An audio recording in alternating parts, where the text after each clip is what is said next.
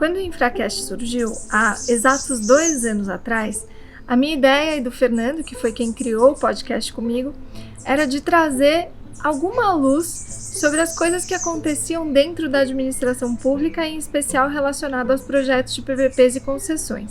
A gente foi conquistando uma audiência super interessante. A gente começou então a interagir com os nossos ouvintes. E muitos dos pedidos que a gente começou a receber era de termos mais entrevistas com procuradores e com um olhar da Procuradoria sobre os temas, os mais diversos temas que recheiam as pautas das PPPs e concessões no Brasil. Foi aí que surgiu a ideia, então, de a gente fazer o Noite Adentro com Saneamento. Esse é o novo quadro do Infracast, um quadro que surgiu dessa ideia de trazer uma voz para as procuradorias e de interagir mais com a Procuradoria do Estado de São Paulo, que vem de forma emblemática, desenhando os rumos de aplicação efetiva do novo marco de saneamento, a Lei 14.026 de 2020, que fez aniversário recentemente, e foi nesse contexto que eu convidei 4 procuradoras super experientes, que na verdade são idealizadoras do Noite Adentro junto comigo, são todas procuradoras do Estado de São Paulo e todas elas atualmente integram a assessoria jurídica do gabinete do governador do Estado de São Paulo. A primeira delas é a Inês Coimbra. A Inês é justamente a procuradora coordenadora da assessoria jurídica do gabinete do governador do Estado de São Paulo e ela tem vastíssima experiência atuando na procuradoria. Ela é mestre em Direito Público e ela também já foi chefe da consultoria jurídica da Secretaria de Habitação do Estado de São Paulo e do Departamento de Águas e Energia Elétrica do Estado de São Paulo, o DAEE, uma das grandes estrelas aqui que vem nos brindar com a sua presença no Noite Adentro, é a Flávia Della Coletta. A Flávia é uma das procuradoras que foi grande responsável por acompanhar a tramitação da nova lei que altera o marco de saneamento e fazer a aplicação de todos os novos conceitos no contexto de São Paulo, tanto para a Sabesp quanto para os demais contratos de saneamento em todo o estado. Além disso, a Flávia tem vasta atuação na Procuradoria, tendo sido responsável pelo contencioso do Departamento de Estradas de Rodagem em São Paulo, onde foi responsável, por exemplo, por implementar toda a coordenação dentro da PGE da implantação do Rodoanel Mário Covas. A Flávia é também mestre em Direito pela PUC de São Paulo. Outra grande personagem que vem aqui rechear esse Noite Adentro com muito conhecimento é a Alessandra Obara. A Alessandra foi responsável pela consultoria jurídica da Artesp durante a revisão dos aditivos de 2006, que já foi inclusive um episódio aqui do Infracast, vale a pena rever. E ela é também e foi a grande responsável dentro da Procuradoria do Estado de São Paulo por acompanhar os desdobramentos de uma decisão emblemática do Supremo Tribunal Federal, na ADI 1812, que delibera, e discute a titularidade dos serviços de saneamento em regiões metropolitanas. E, por fim, uma grande conhecedora dos temas aplicáveis do saneamento no Brasil e no Estado de São Paulo, que é a Camila Rocha Viana. A Camila, ela é mestre em Direito e é mestre também em Economia. De 2014 a 2018, uma das responsáveis pela assessoria de empresas e fundações do Gabinete do Procurador-Geral do Estado de São Paulo. Ela foi uma das grandes responsáveis por realizar a aplicação da nova lei das estatais, a Lei 13.303, para o contexto das empresas públicas e sociedades de economia mista em São Paulo, inclusive a própria Sabesp. Ela também acompanhou, junto com a doutora Flávia, a tramitação do novo marco, a Lei 14.026, e ficou responsável, junto com ela, por fazer as adaptações necessárias para que este novo contexto pudesse se aplicar para o Estado de São Paulo. Vocês estão vendo que eu estou super bem acompanhada nessa jornada do Infracast com o Noite Adentro com Saneamento. Vale a pena acompanhar. No Noite Adentro de hoje, a gente vai falar sobre 2 temas diferentes, com essas musas maravilhosas do saneamento, para poder discutir o gancho do que a gente deixou nas nossas últimas pílulas. Começando com algo super importante e que todo mundo discute, e esse é realmente um tema que tanta gente discute que já foi parar no Supremo Tribunal Federal algumas vezes.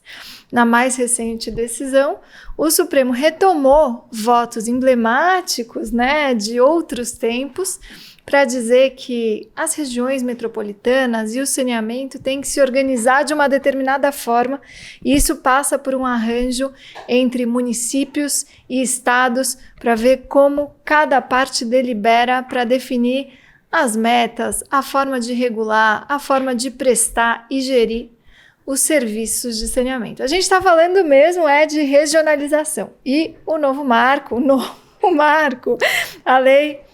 Qual a lei, Cá? 14.026. 14.026, muito bem. Que alterou o marco do saneamento, fala também em blocos, fala em unidades, enfim, muita coisa para falar sobre esse tema. Uma sopa de letrinhas. Hoje, quase meia-noite de uma noite de verão, e eu aqui brindando com as minhas queridas amigas para a gente discutir esse tema à base de vinho, né? Quem quer começar? Flá, né? Vamos lá, eu começo. Bom, como a Isadora falou, essa questão da regionalização no saneamento não é nova, mas o novo marco, que não é novo, a 14.026, na verdade, ela traz 3 formas de prestação regionalizada. Uma que é bastante conhecida, que já chegou até o Supremo, que é onde, na legislação, você tem o que a gente chama de interesse comum, que é formada por lei complementar estadual, onde a adesão, isso também já é uma decisão do Supremo, ela não é voluntária, né, e que são as regiões metropolitanas. Esse interesse comum, né, ele acontece quando 2 ou mais municípios compartilham a infraestrutura. Nessa formação, a governança se dá, né, por meio né, disciplinada pelo Estatuto da Metrópole, e essa estrutura de governança é quem delibera e é quem decide sobre como essa prestação de serviço vai se dar. Mas a gente não tem só a região metropolitana como forma de prestação regionalizada de serviço. As 2 novidades que vieram, que é a sopa de letrinhas, é a unidade regional, que ela é formada aí por lei ordinária estadual, e ela é formada por um grupo de municípios que eles não precisam ser contíguos, porque o objetivo é que você ganhe escala e consiga com isso universalizar e consiga que esse sistema ele tenha viabilidade econômica e financeira. Então é econômico-financeira, é essa a razão de ser. E a terceira forma é o bloco. O bloco ele é formado pela União por um ato do Executivo, e ele é subsidiário. Por que subsidiário? Ele virá só se os estados não formarem as unidades regionais, e ali a forma, né, dessa unidade, ela se dá por gestão associada, e ela também é voluntária, tal qual a unidade regional dos estados. E a grande questão é que nessas 2 outras formas novas, você não tem um interesse comum que você tem nas regiões metropolitanas. E qual que é a diferença, né? A diferença é que na região metropolitana, que a lei trouxe um conceito do que é interesse comum agora. E o interesse comum só está em região metropolitana. E aí a questão é como que a competência é exercida. Desde a decisão do Supremo veio que a competência é exercida de forma compartilhada entre o Estado e os municípios. Podendo o Estado, inclusive, ser majoritário, quero dizer, não majoritário, mas ele poderia deter, inclusive, 50% dessa porção aí para deliberação, né? Ou isso é uma interpretação de Gilmar Mendes e Lewandowski, né? Você tocou na polêmica. Isso é uma polêmica. Sempre polemizando, é uma polêmica. Porque, na verdade, ele não diz como, mas ele diz que desde que um dos entes ele não prepondere, essa forma ela pode se dar e ela não precisa ser paritária. É isso que a decisão diz. Eu acho que a lei pode falar também, porque isso está sendo discutido agora no âmbito da concessão da região metropolitana de Maceió, né? Embora acho que a discussão que está agora, enfim, em relação à destinação do valor da outorga para o estado de Alagoas, tem uma discussão de fundo, né, que é, enfim, relacionada à divisão aos pesos atribuídos aos entes no âmbito da região metropolitana. É bem lembrado que a discussão que acabou sendo levada para o Supremo Tribunal Federal em relação à concessão do serviço de prestação de saneamento básico na região metropolitana de Maceió, é porque houve uma decisão do Conselho Deliberativo Metropolitano de que a totalidade da outorga seria destinada ao Estado, então ao orçamento estadual, em detrimento dos 13 municípios que compõem a região metropolitana de Maceió. E o grande questionamento disso diz respeito à governança interfederativa do Conselho Metropolitano, porque nesse caso de Alagoas, tudo indica que, de fato, as decisões do Estado acabaram predominando em relação aos municípios. Então, como a destinação da outorga acabou ficando integralmente para o Estado, então entra no orçamento do Estado e não tem uma determinação de que isso vá ser reinvestido no setor de saneamento. Então, isso está pendente ainda de decisão, vamos ver o que vai acontecer, mas é uma ação que acaba questionando esse método de governança interfederativa. Eu posso polemizar, não? Claro. Sempre.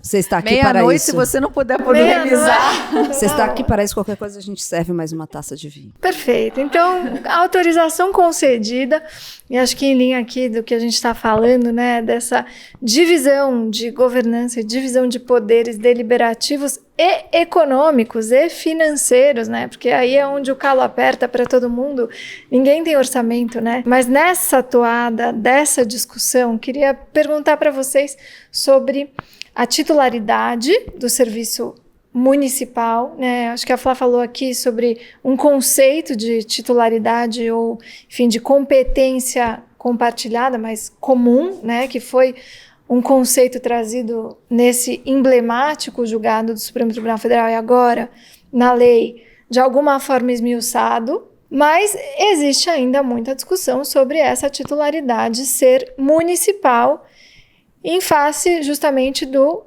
potencial de intercomunicação de um serviço em rede, que inclusive é em rede não só no seu sistema água, esgoto e todas as atividades nas cadeias, como também pela própria divisão dos recursos hídricos, né? A doutora Inês aqui foi procuradora-geral do DAE, pode até dar um relato sobre isso, assim, mas... queria perguntar então para vocês sobre, né, essa titularidade e queria perguntar para vocês também sobre a égide do primeiro voto ali, né, do primeiro emblemático decisão do Supremo. E hoje, com essa atualização das discussões no caso de Alagoas, ainda subsiste um questionamento sobre como funcionarão as regiões metropolitanas ou quaisquer formas de governança e deliberação para a definição de quais são os rumos do saneamento num aglomerado de municípios. Em princípio, posso dizer aqui, polemizando, sou favorável a que o Estado detenha um voto de Minerva, ou pelo menos achava que era. Mas venho, aos poucos, relativizando essa visão, porque me parecia, e aí, de novo, polemizando, que poderia haver uma certa inércia de se colocar para deliberação temas para que sejam discutidos por 15 municípios com interesses locais muito distintos, né? E até com uma possibilidade de barganha muito alta, barganha política, a questão da tarifa, a gente já falou sobre isso, a sensibilidade disso também para as prefeituras. Então, ter no Estado uma voz que possa eventualmente azeitar as coisas, me parecia ser uma boa política. Entretanto, e Camila falou sobre isso, né, alguns episódios atrás, realmente as regiões metropolitanas não estão funcionando, né, as formas deliberativas, né, que foram até hoje testadas, talvez sejam tímidas, e eu posso polemizar, talvez você... talvez sejam tímidas para resolver o problema de fundo que é, gente, como é que a gente governa esse interesse local?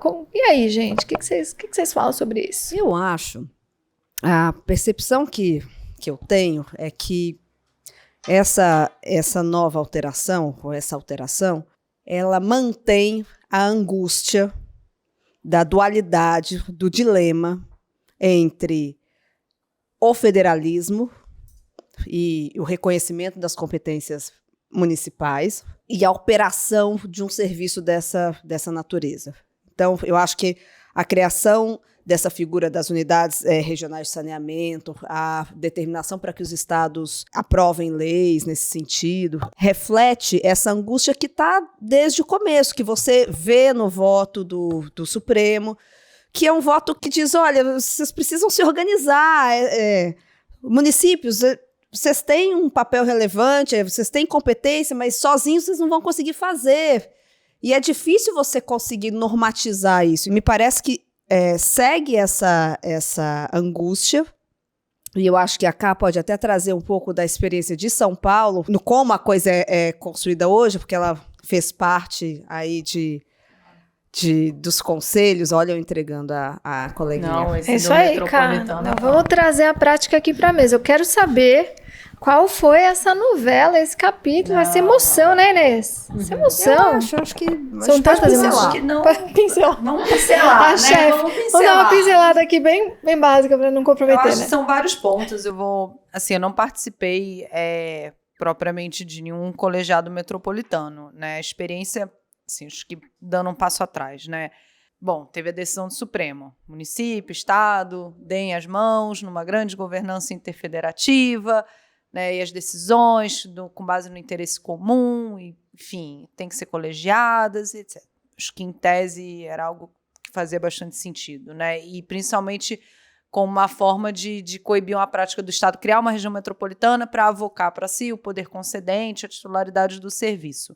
Mas a decisão do Supremo, ela coloca essa entidade interfederativa, né, enfim, essa estrutura interfederativa como o poder concedente dos serviços.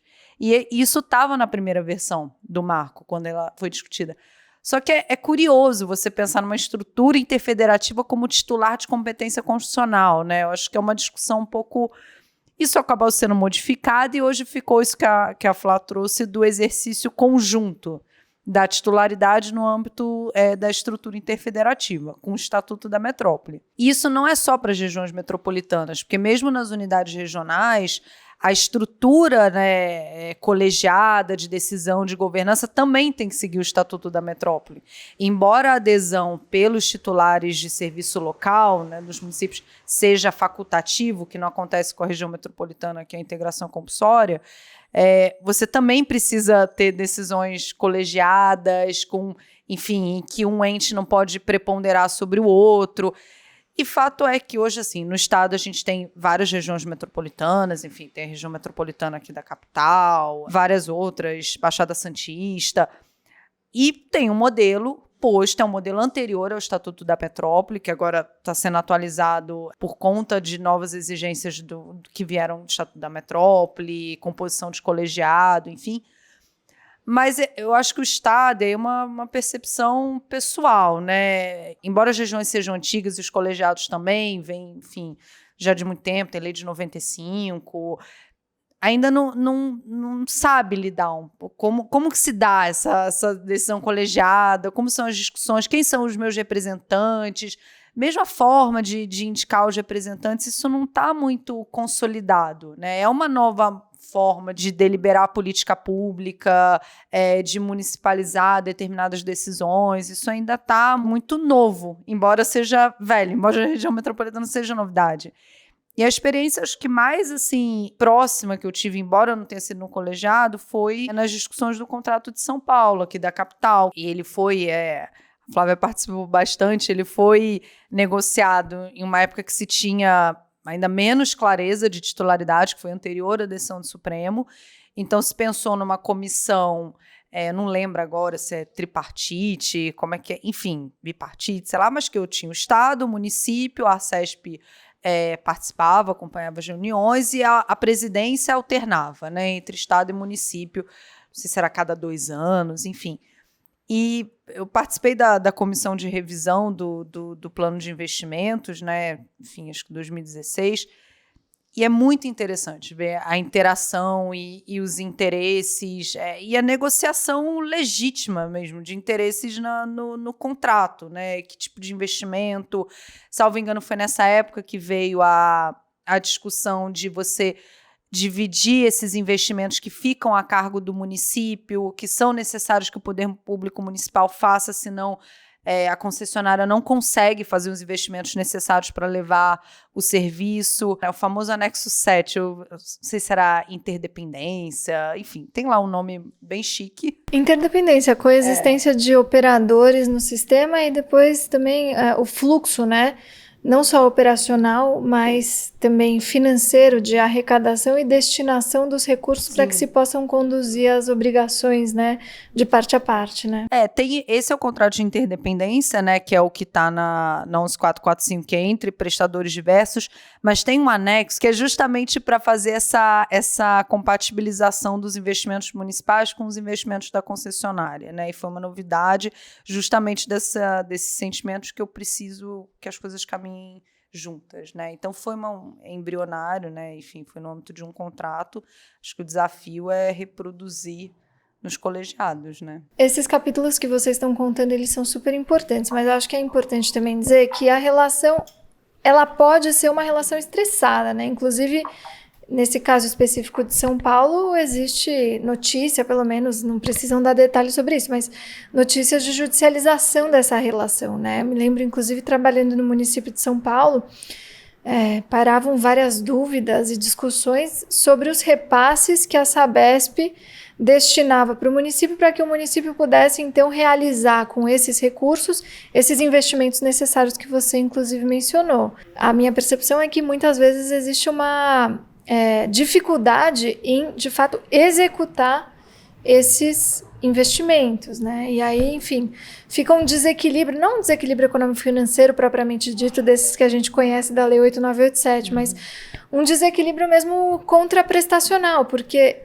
é tão simbiótica a relação que a boa prestação de serviço, inclusive pelo Estado, no caso, a concessionária que você fala é a própria Sabesp, né? Um contrato de programa. Então, de a própria concessionária, quem quer que seja, poder fazer as suas obrigações sendo tão dependente de outras obrigações que sejam realizadas pelo município, né? Então é bem nesse contexto dessas discussões que eu pergunto para vocês, e aí, gente, essas tensões, no limite do que vocês possam comentar, claro, como é que elas ficam, como é que elas são tratadas na vida real, né? Falar, você que estava lá na origem da negociação me complementa. Eu acho que se pensou numa estrutura dentro do próprio contrato, né, uma comissão que pudesse, de alguma forma, arbitrar eventuais conflitos, né? Você resolve de uma forma endógena, evitar que isso saia para uma judicialização, que tenha que ser, enfim, arbitrado por um terceiro, principalmente num serviço, enfim, tão sensível com, né, o Estado de São Paulo e o município de São Paulo,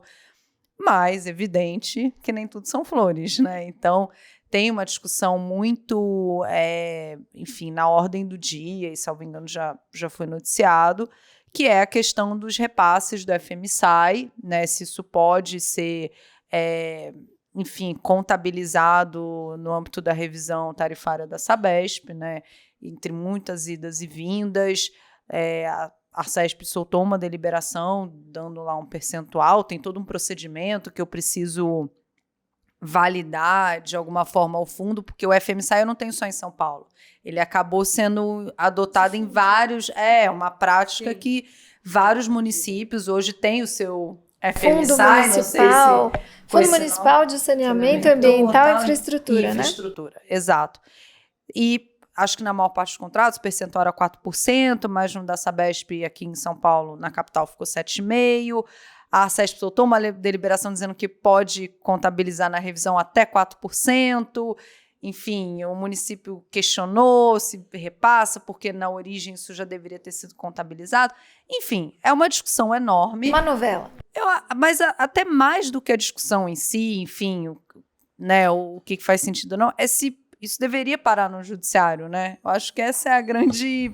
Essa é a novidade, é a judicialização dessa relação, porque a gente perde, ou se perde, os atores perdem a gestão, a possibilidade de composição, de achar uma solução ali que contemple o interesse de parte a parte e delegam para um terceiro, agora o judiciário que vai dizer. Eu acho que isso até é uma boa provocação, Flá, sobre mecanismos de composição, né, e soluções administrativas /amigáveis num ambiente alternativas, num ambiente de governo com governo, entes federativos distintos se relacionando e deliberando, né? Porque no fim das contas a gente está falando sobre liberdades e autonomias, né, cerceamento dessas autonomias eventualmente, e quando a gente coloca outros atores como o judiciário também, a gente começa a incidir naquela discussão sobre a judicialização da política e, olha, estudar saneamento é ser gabaritar. Não é para fracos. É gabaritar em direito constitucional, né? Fala sério, mas me diga, Flá.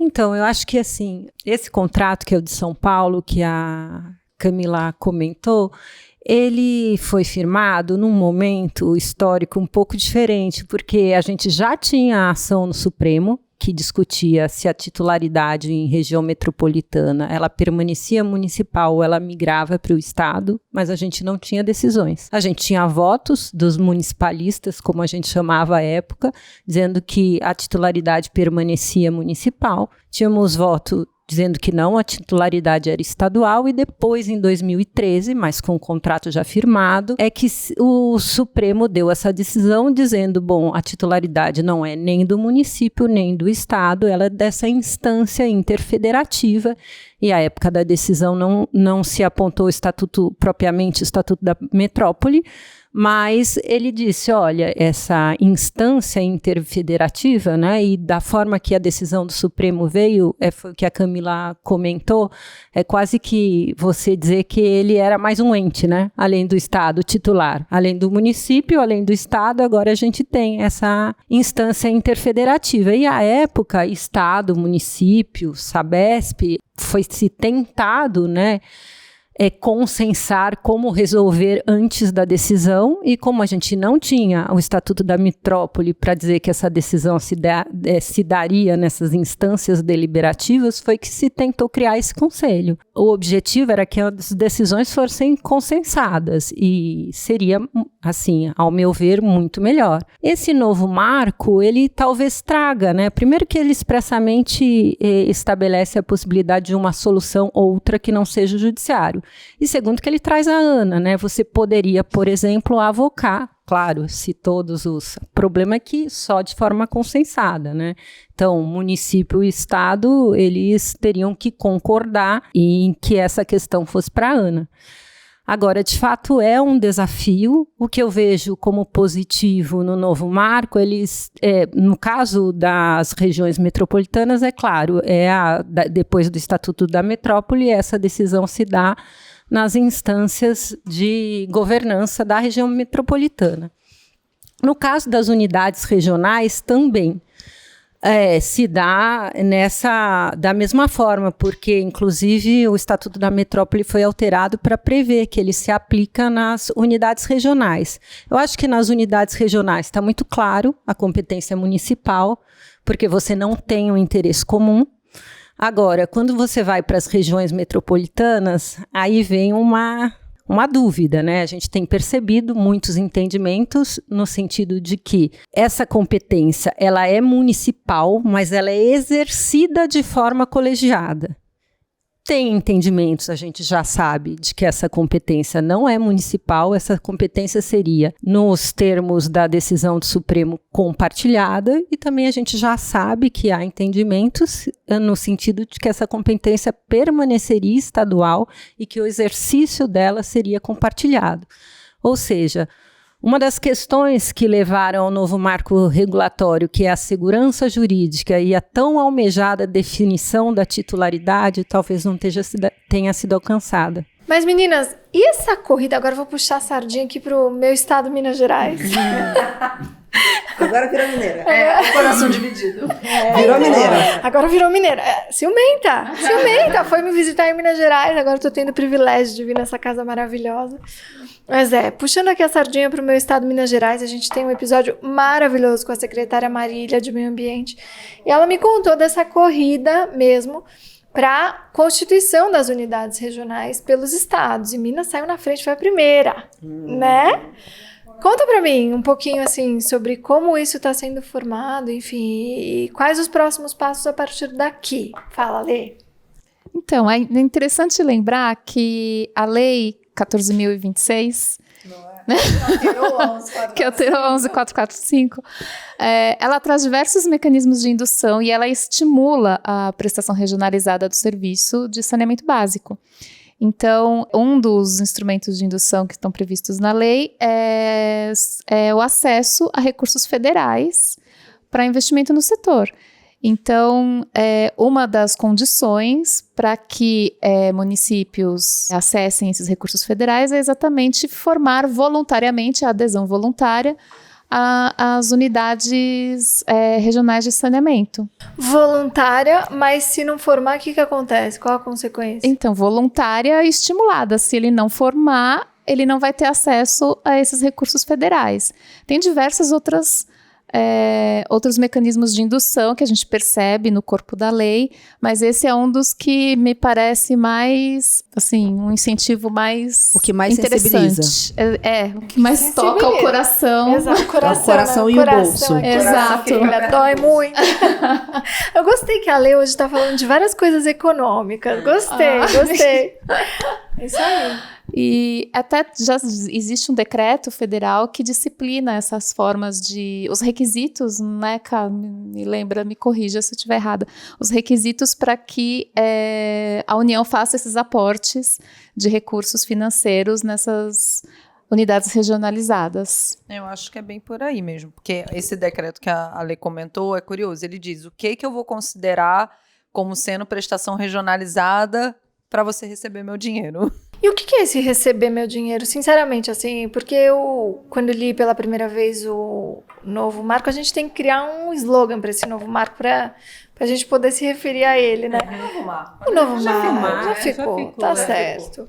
Então, para esse novo marco, quando eu li pela primeira vez, eu achei que era uma coisa assim, no âmbito de financiamentos, né? De garantias eventuais, enfim, alguns recursos como repasses constitucionais. O que é esse acesso a recursos? Da onde, quero dizer, né, a Ale acabou de falar, a União vai, de fato, destinar recursos para essas unidades. O que o decreto diz? É mais que financiamento, né? Eu acho que é o próprio acesso a recursos não onerosos. Recursos não então, onerosos. Não é o decreto só fala em recursos não onerosos. E eu acho que a lei aqui, nesse mecanismo de indução e também no papel da Ana, que vamos falar sem numa spoilers, próxima sem spoiler. noite adentro, deixar muito claro que, ok, nós vamos respeitar o federalismo e competências, mas a lei reflete muito o poder financeiro da União na atuação e nos possíveis investimentos aí em saneamento. Então, há uma clara relação de quem é o dono do dinheiro e nesses mecanismos que são colocados. Tudo bem, você tem competência, tá tudo certo. Agora, quer dinheiro? Silvio Santos? Quem quer dinheiro? Investimento? Não, e talvez, veja, aqui não é uma crítica, talvez seja esse o caminho mesmo de uniformização, enfim. De alcançar as metas. De alcançar um ambiente regulatório factível de se promover os investimentos que são necessários. Enfim, mas pragmaticamente falando, é o que parece, é a leitura que a gente pode extrair do novo marco. E Outra questão, né, outra forma de induzir os estados a formarem esses blocos é que, se o estado ele não forma a unidade regional, a União subsidiariamente o faz. Então, assim, acho que essa corrida também é para evitar que na omissão, né, legislativa do estado, a União venha e forme, né? Então, os estados, eu acho que eles estão nessa, né, a maioria deles já editou. São Paulo já editou também, né? Acho que, não sei, acho que falta não é? Um estado, eu já não me lembro. Falta Acre, Amapá, Tocantins. Mais que um. E Mato Grosso do Sul, na nossa lista aqui que a gente pode compartilhar no Infracast com o nome dos estados e as respectivas leis. Excelente. Meninas, até tangenciamos alguns temas que são pauta para a nossa próxima Noite Adentro.